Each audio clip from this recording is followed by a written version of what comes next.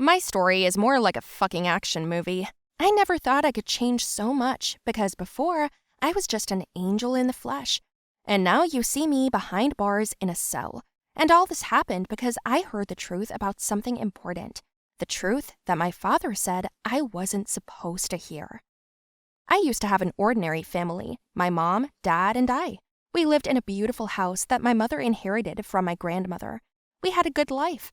My mother loved to have holiday dinners at home, and she cooked everything herself.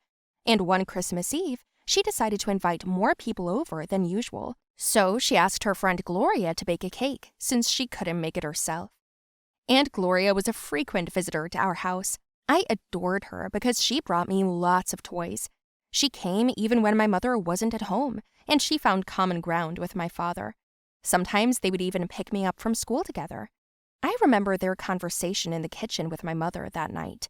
"You're so good. You always cook a lot. You were born to cook." "Thank you, dear. You know I'm not working anyway. I'm just sitting at home, so I'm into cooking." "You're lucky. You have everything every woman dreams of. A big house, a great kitchen, a husband, a daughter. Ugh." Mom hugged her friend and said, "Don't worry, all in good time. You've always been a business lady, but you will get married when you meet a good man, and you will have as many children as you want. Only the years go by. You and I are the same age. Your child is already in school, and by the time I meet mine, there's no telling how much time will pass. Besides, I'll be an old mom by now."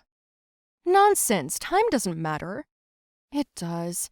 But in fact, I already have a man I love." "Do you? Who's that? Who is it?" "Well, I can't tell you yet." "Come on, tell me. I'm dying to know. Is he tall? Handsome? Where does he work? How old is he?" Then my father walked into the kitchen and said, "Wow, all of the beauties of the house gathered in one place. I'm a lucky man." Dad came up to me and kissed me on the forehead. I was eager to try some pie. I couldn't help myself. "Mom, can I have a piece?" "No, no." "Why not?" Only after dinner, right?"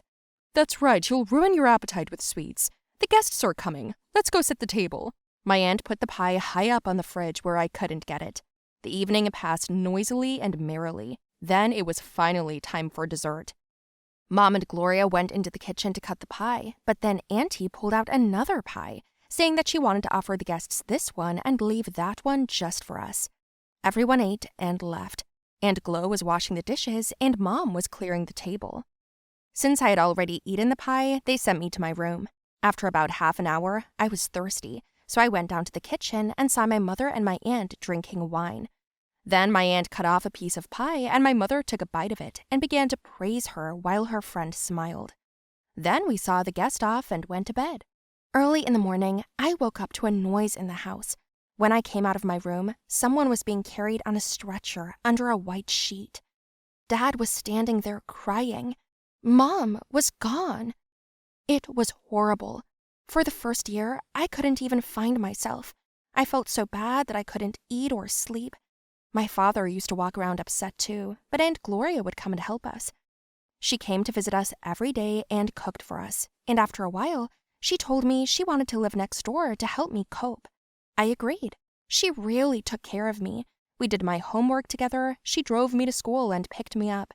Basically, she did everything my mother used to do. One evening when she was tucking me into bed, I hugged her and told her that we couldn't have done this without her. "My darling, I will always be there for you. You are like a daughter to me. You can even call me Mom. I won't mind." I kissed her and fell asleep. Then one weekend, my father sent me to a camp to hang out, to let me unwind a little bit. I went there with some other kids, but I didn't really like it. I really wanted to go home, so I ran away from camp, took a cab, and drove home. By that age, I was able to cope on my own. But there was a surprise waiting for me at home. I went into the house and found Gloria's clothes strewn about and my father. They were lying and kissing on the couch. "Ah! What is that? What the? Gloria! Father!" They freaked out, wrapped themselves in a blanket, and started making excuses. I didn't talk to them for a long time. I couldn't even look at them after seeing what they had done. What they didn't do. They tried to bribe me. They did everything they could to please me. That's how we lived for a couple of months, until I told my friend Millie about it. So what? They're sleeping with each other. Gloria may have overstepped the mark, but she's better than some other bitch. What do you mean? Wake up! Your father is a man. He needs a relationship anyway. So wouldn't it be better if it was someone who cares about you and him? Someone you know well? Yes, she was your mother's friend and she'll never replace her, but she knows you well too. So why not give them a chance? You think? I'm sure. How do you know? My dad's getting married for the 4th time. Jeez, Millie, I'm sorry. Yeah, it's usually a fun thing, but in my case, my dad's wedding is like a funeral. I'm about to have my 4th stepmom. I have experience, so trust me, you don't have the worst case scenario. After that conversation, I tried not to be such a bitch, realistically, and gave my dad a chance to build a relationship with Gloria. After a year, we all kind of got used to it, got on well. Of course, Dad never forgot Mom. We often visited her grave, talked about her often, and Gloria made her favorite dish, that cherry pie. And then it was supposed to be Mom's birthday. I asked my dad to buy her favorite flowers so I could go see her and have a chat. I asked to go with him to the flower shop, but at the last minute, Dad remembered that he had left his wallet in his room. I ran home and went up to my room, where I heard Gloria talking to someone on the phone. Yeah, I'm baking a cake today. It's Alexa's birthday. Like what? The one that died? Well, yeah. Yes, rude. Thanks to my magic pie, now I'm the lady of the house. I have a family.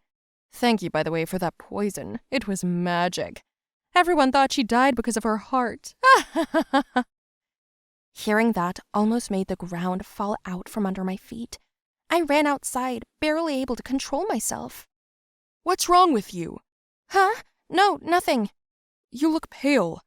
I wanted to tell my dad, but then I decided that Gloria deserved something worse. So we bought flowers and went to see Mom. I asked Dad to leave us alone and talk to Mom about how her best friend was a jealous traitor. I cried it all out, and then I pulled myself together and we went home. The first thing I learned was all about the poison she had fed my mother. It has a slow action. A person dies in agony. A couple of days later, I made dinner by myself, and I invited my father and Gloria down to eat. Oh, I didn't know you cooked. How clever you are. I'm so pleased. Sit down. We have to celebrate. What about? We've been living together for over a year now, and I never thought my life would change and that I would get a new meaning, and that you and Gloria would be something more for me. Oh, that's so nice. I can't believe I'm hearing this. I'm so glad, my girl. That's so lovely. We toasted, and then we started eating. I baked the chicken in the oven, and it turned out great. Only I didn't eat it, unlike everyone else. So, Gloria, tell me, how are you feeling? Huh? What are you talking about, dear? Don't you feel anything? Does your stomach hurt yet? What do you mean, daughter? Gloria ate the same poison she put in my mother. What? What did you say? What do you mean? Didn't you know, Daddy? Didn't you?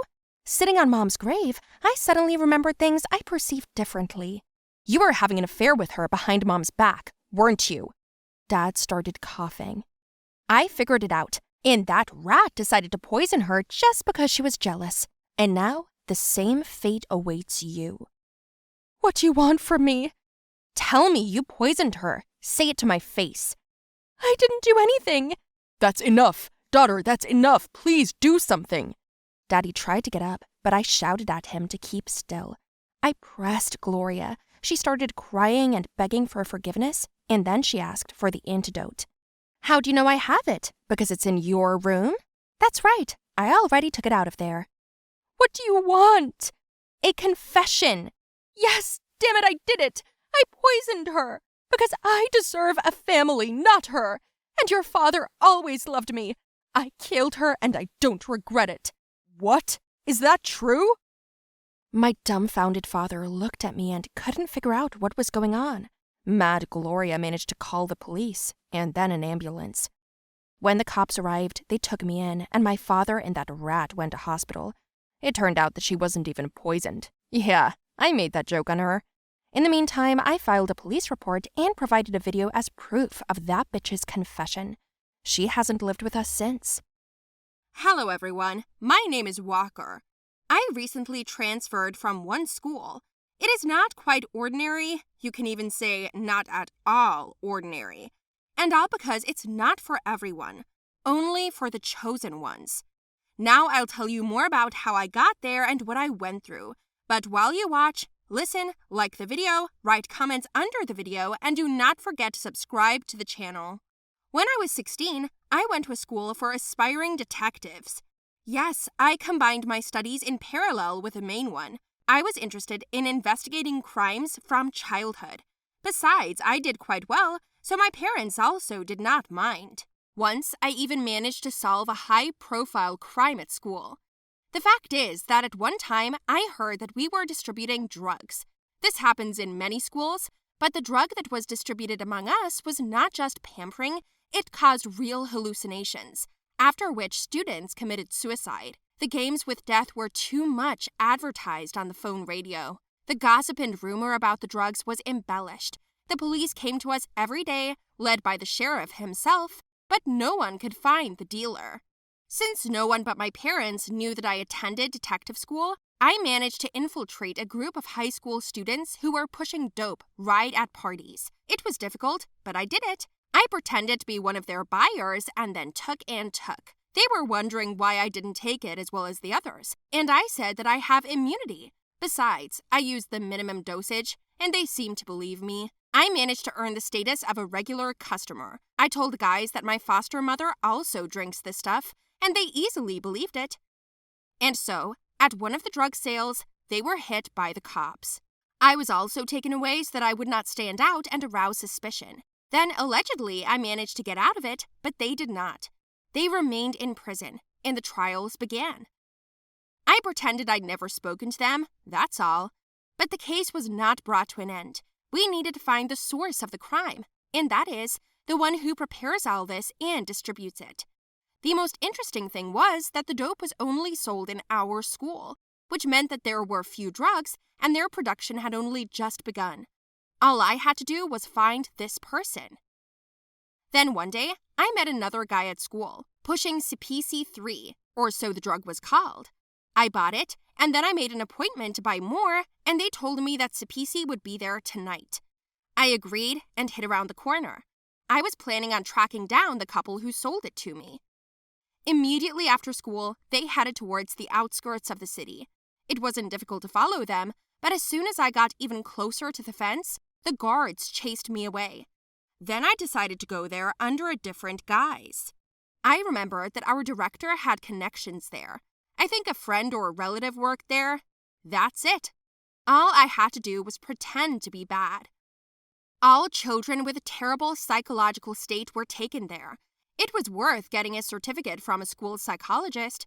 This place was called the second school, but once inside, it was more creepy than I'd imagined.